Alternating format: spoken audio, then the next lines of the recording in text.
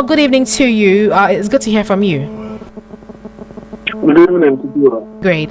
Now, we know the NPP is built to sign a peace pact come Thursday, this very Thursday, ahead of their internal primaries. How do you assess this?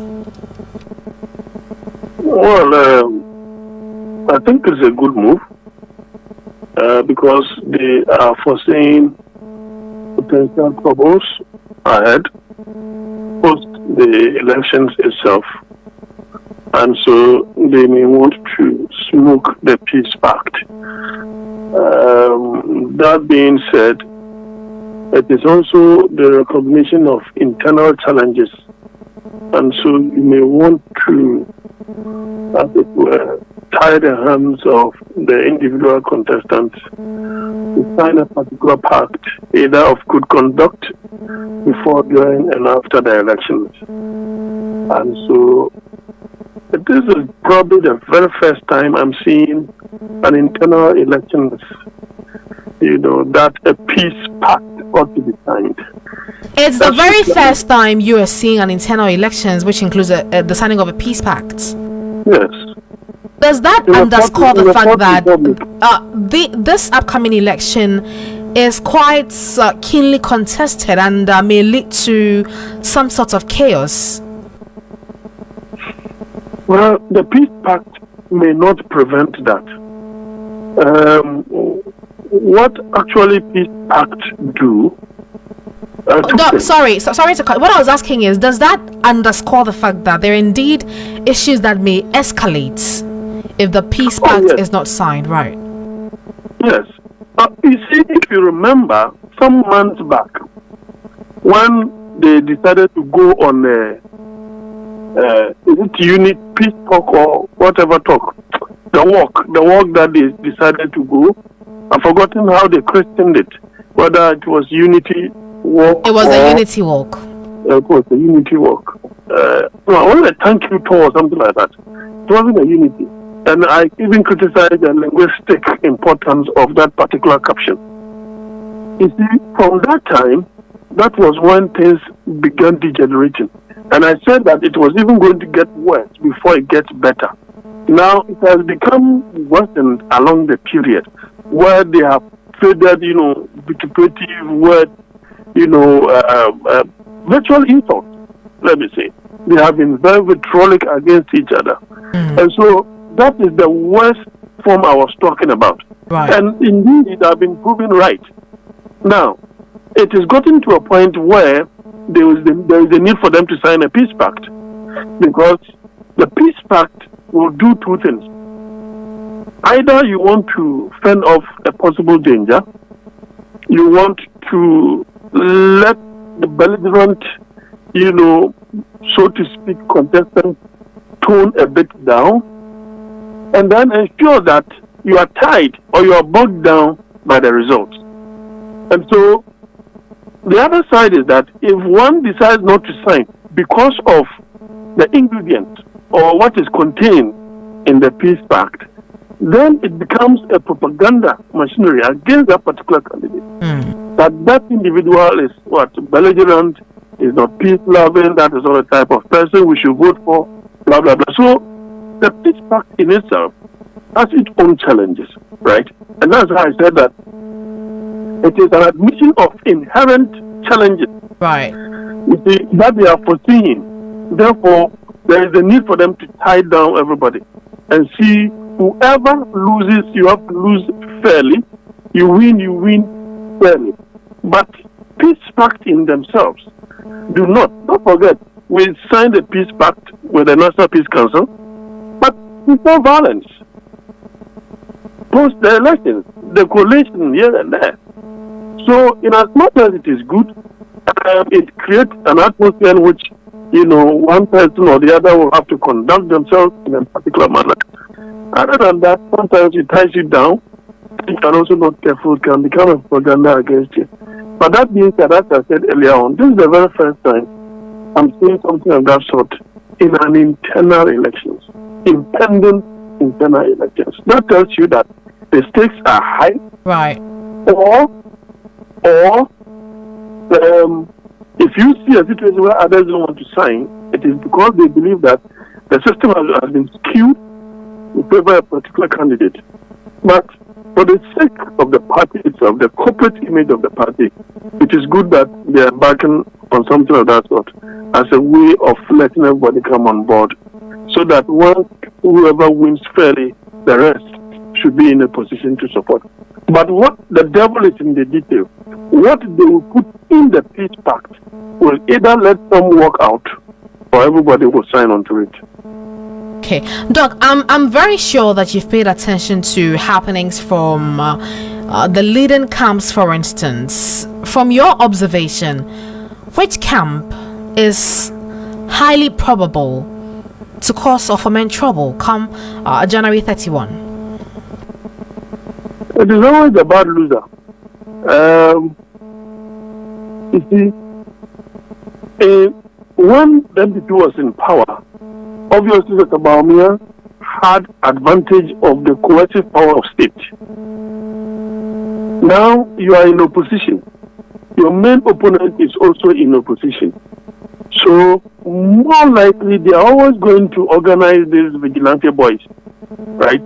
Bodyguard, whatever. They're going to organize them, no matter what you do, because somebody is thinking that somebody will want to manipulate the system.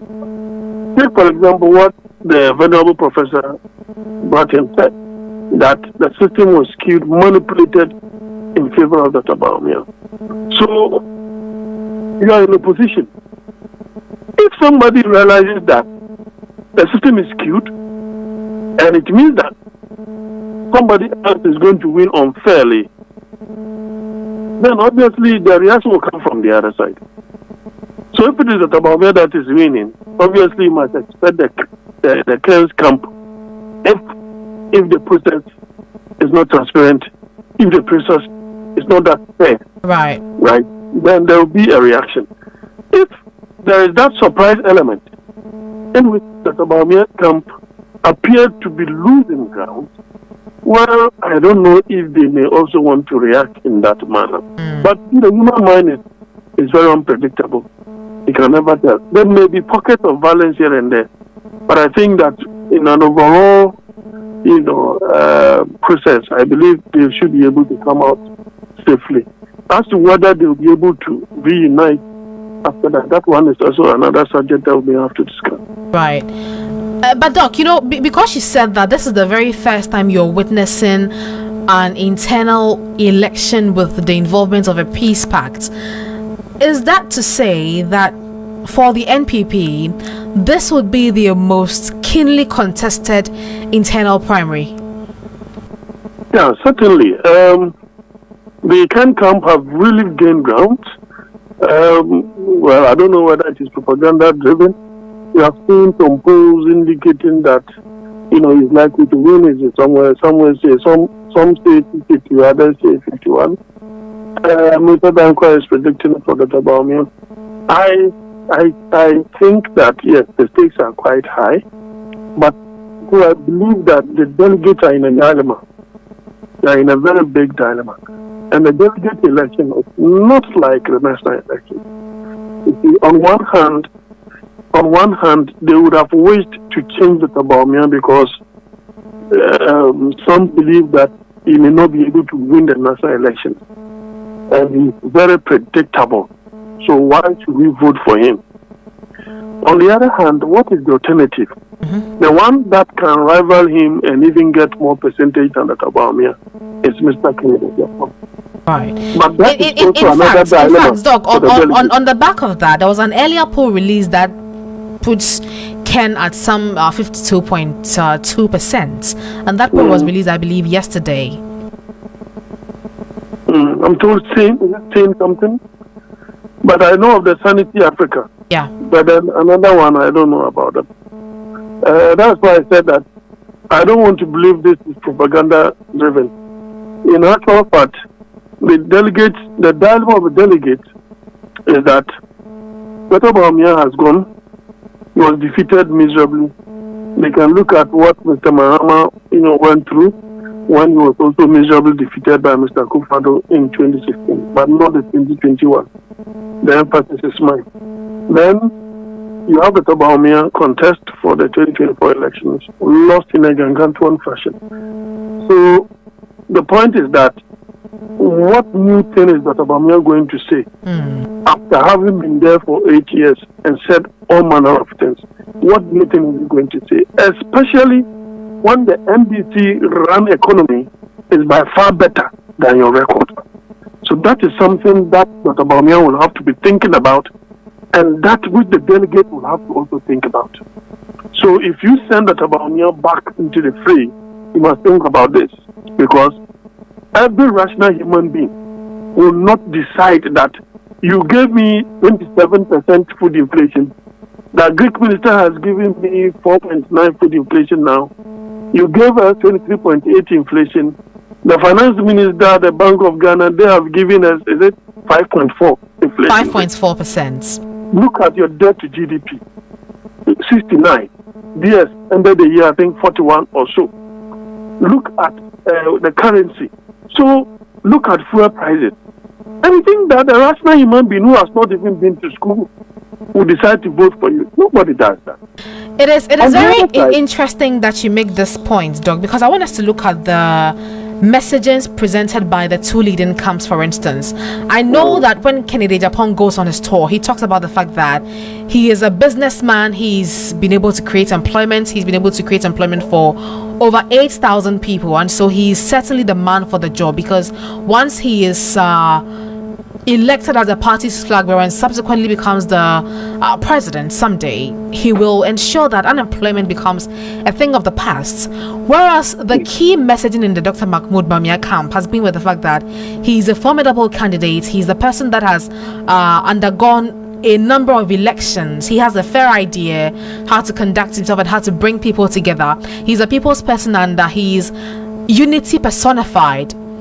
Between these two messaging, which one would sit with the delegates for this internal contests?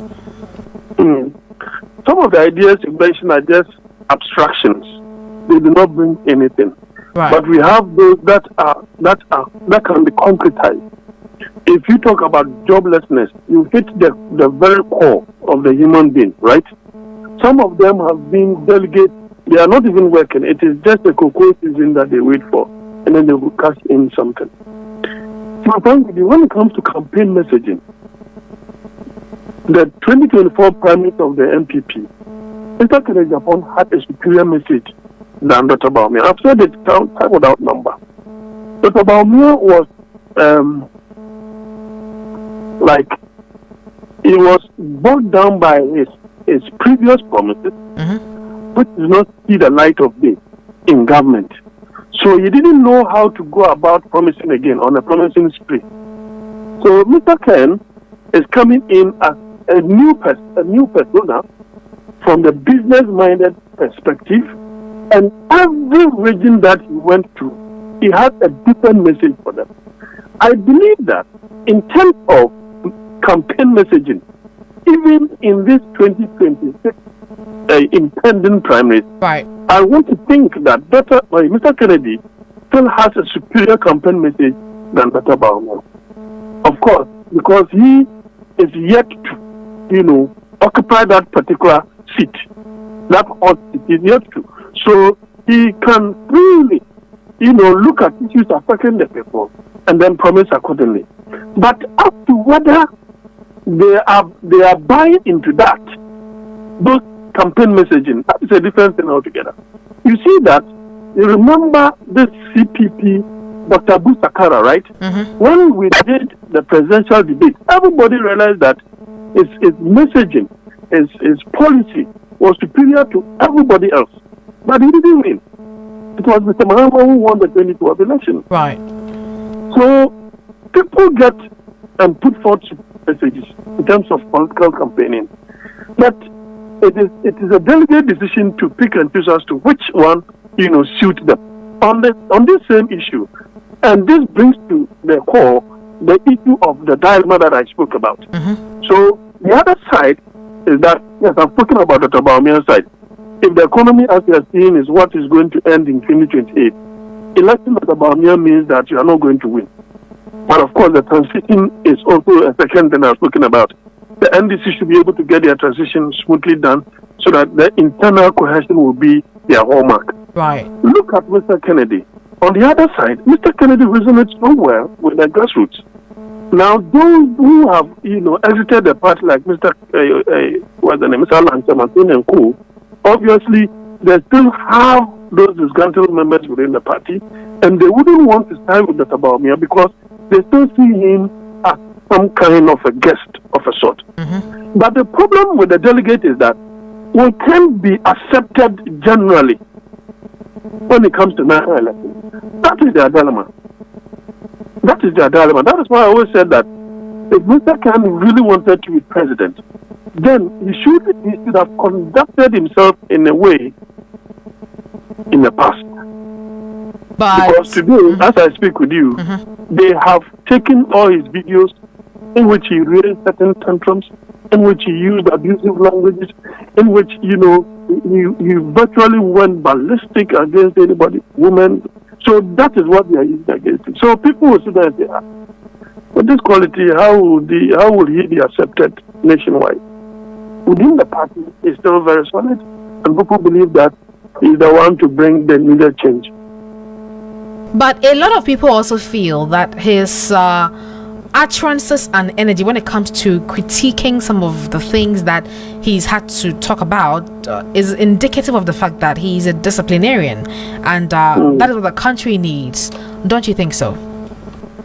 Well, I can equally say that Mr. Kufuor was a disciplinarian, but he did it with finesse.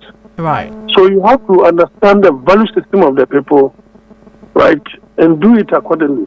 Yes, he's not significantly different from Trump, but Trump used his style, the unconventional style, to win the what's it called, the prime minister for the Republicans, and still went ahead to win the national elections, especially picking on the very things that the people, you hit their core, joblessness, and he had his record. And of course, the Democrats had not done well. I mean, post-COVID economies, those who were the leaders then, most of them were put out. So it was also part of the whole system.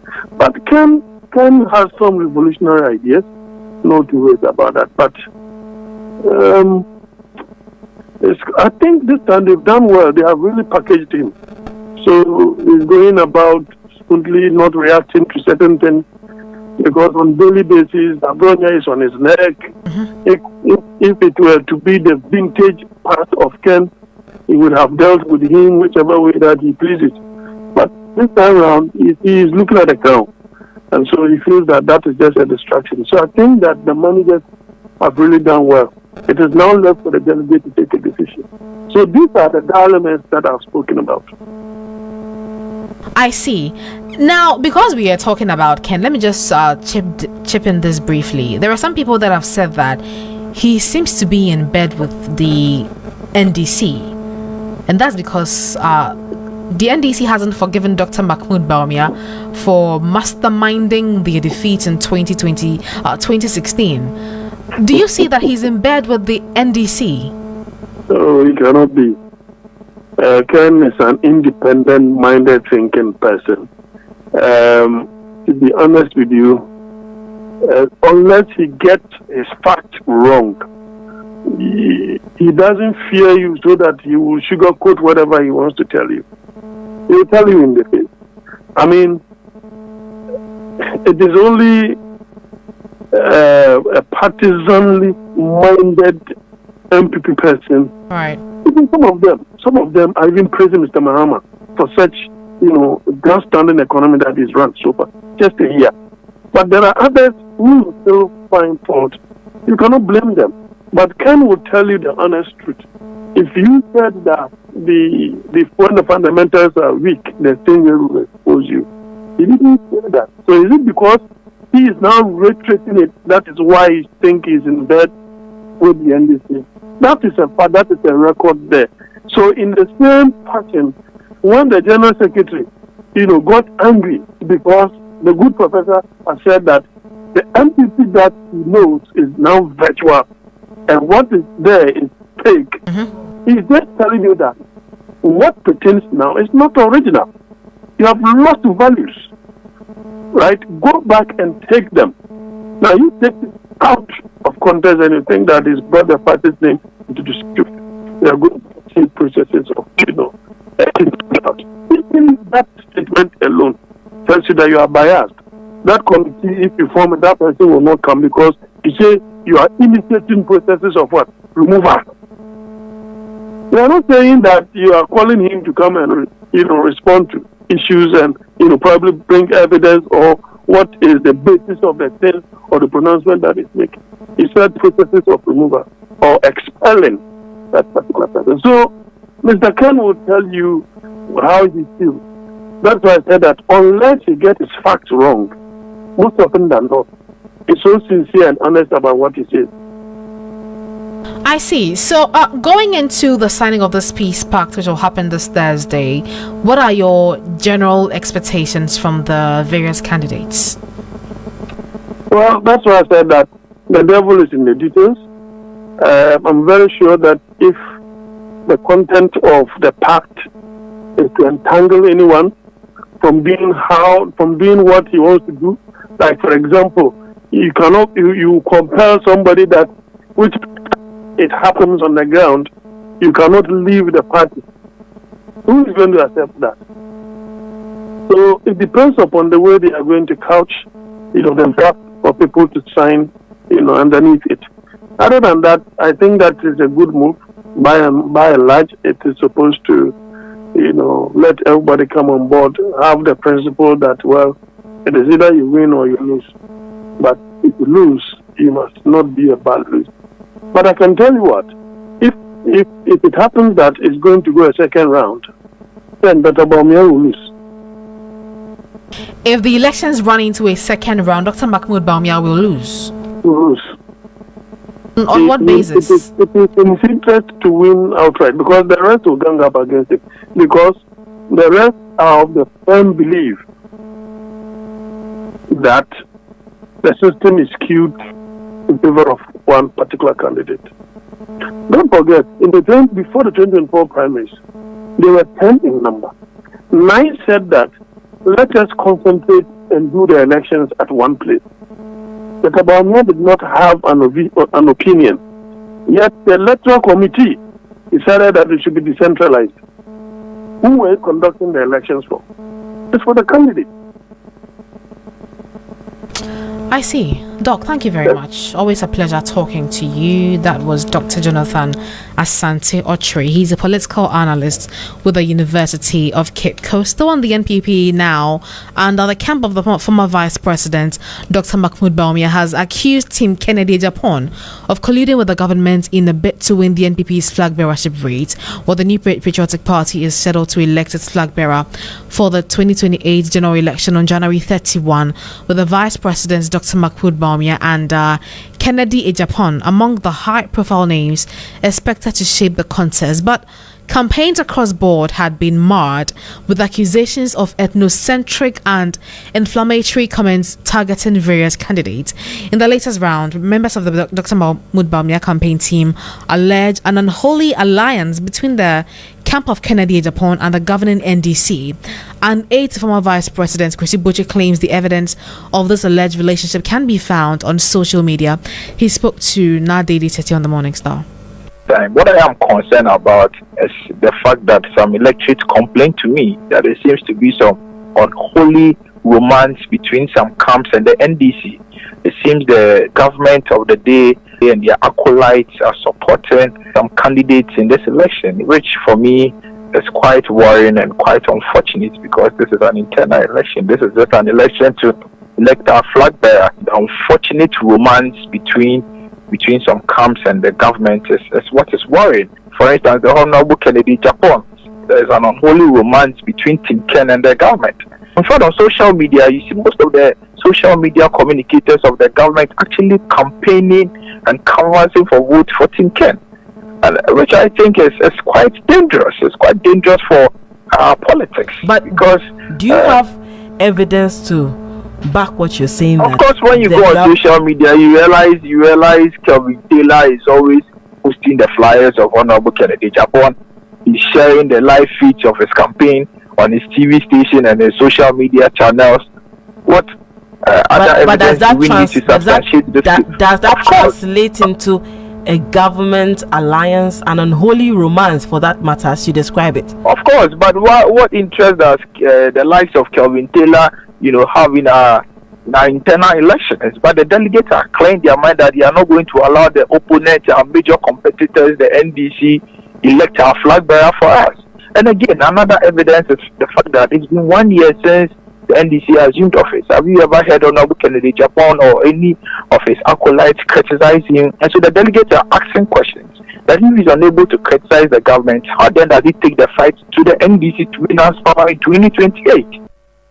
However, Team Kennedy Agyapong has strongly dismissed the accusation. A member of Kennedy Agyapong's campaign team, Dr. Paul Bwachadankwa, described the claims as preposterous, insisting that a candidate's popularity reflects genuine basic support ahead of the primaries. Dr. Bwachadankwa also spoke to Nadi 30 on the Morning Star. So he is on record this morning on Channel 1 TV to be campaigning heavily for Dr. Mahmoud Bawumia. And I'm not too sure that we want to go that route. I think that the overwhelming support that Kennedy is receiving is coming from the Ghanaian people, who are either both political elite or either just those observers of the political class.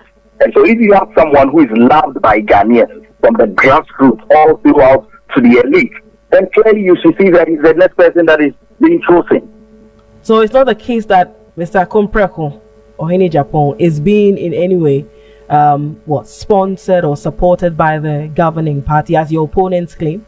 It's preposterous for anybody to think like that, because the NDC's ideologies are not the ideologies of the New Patriotic Party. The NDC has their own bottlenecks that they need to deal with.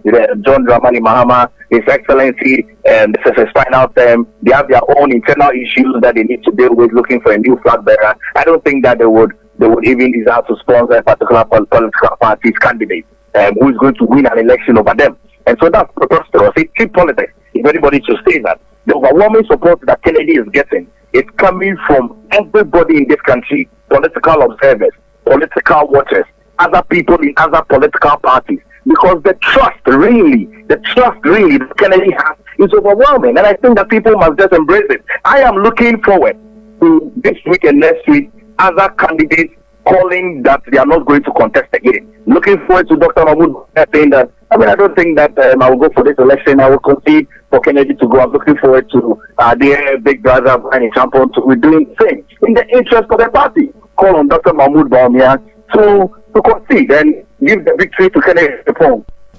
Dr. Palgrave Bwachadankwa is a member of the Kennedy Agyapong campaign team. Meanwhile, election watchdog Election Watch Ghana has raised serious concerns over escalating tensions and reports of violence within the New Patriotic Party ahead of the party's flag bearership elections. While the organization points to specific incidents, including supporters being beaten and chased away from campaign venues. In Sunyane, for instance, Natoshi Ado was reportedly forced to address the public from a car, while a social media activist was reportedly assaulted by members of another camp. Election watchdog Ghana describes these incidents as alarming and unacceptable, warning that such violence undermines the integrity of the electoral process. While the group is calling on the Ghana Police Service to intervene immediately, they are urging an emergency meeting with all flag bearer aspirants and party leadership to establish clear guidelines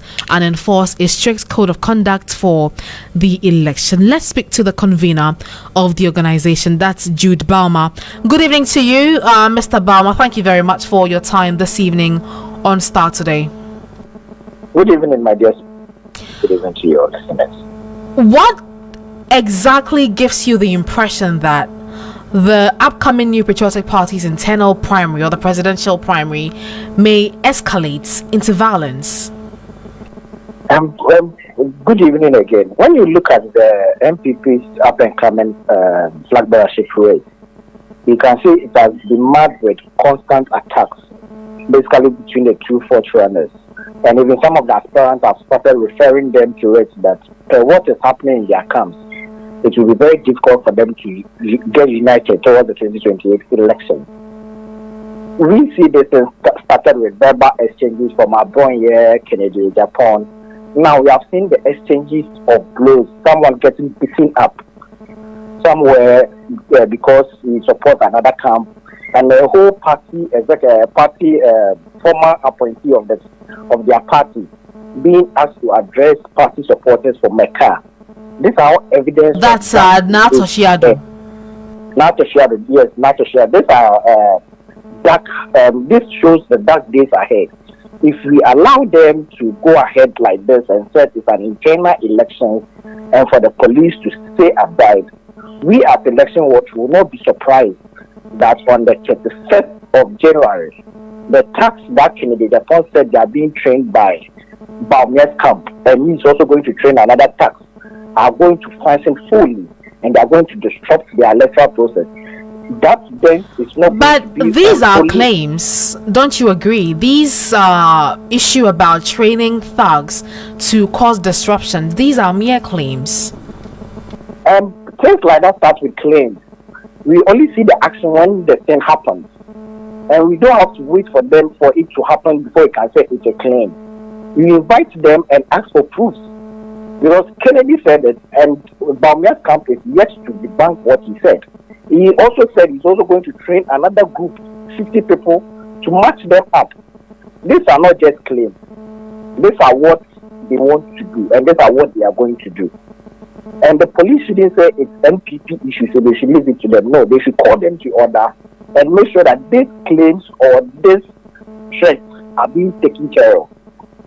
We shouldn't look at it as claims. Okay. They know what they are doing. Okay. And they know what they are going to do. Right. But how disturbing do you think these verbal, social media attacks are? Because I've heard from a number of the communicators who say that this is nothing. It's typical of the NPP whenever there's going to be an internal contest, but they know how to rebuild their party right after the contests. Just last elections, they lost one of their main pillars in their party, that's Alan Sherman. Mm-hmm. They were not able to build. They failed in building, and some part of the party went out. We are now wishing them that another part will go out. But a national policy organization, what we are interested in protecting the democracy. If there is a blood at one place during the NPP election, it's not only affecting NPP or NDC, it's affecting the democracy that we are practicing. We are not concerned about whether what they are saying is true. Let's protect the democracy. If they kill themselves and regroup after the election, it doesn't beautify our democracy. It's really dented. And this is the time we should allow them to put blood on it and come back and tell us a different story. A politician can kill you today and tomorrow come to your parent service and give you a donation. We shouldn't undermine them. Let's protect our democracy. The police should be interested in this case and invite the two leaders and the party executive into an emergency meeting on the security procedures towards the 31st January election. Right. Now we know that the Presidential Elections Committee will lead a peace pact signing event come this Thursday. How does that sit with you? That's another step. But we are much concerned about not the internal structures working, because we all know that a section of the party believes that the party executives support another candidate. So they have their own doubts when they are leading it. But when there is a police service, that's a nationalistic institution in charge of security, if they have to take in charge of something like that, they will see the seriousness and they will know how to match them during the day. Because if they go against this peace pact, the national executives don't have the control of security to protect their people, themselves, and their party. Not even talk about the democracy as practicing. So that's a good step. But we wish the Ghana Police Service will be much interested in the security arrangement towards this 1st January election. Okay, but now that you've raised all of these concerns,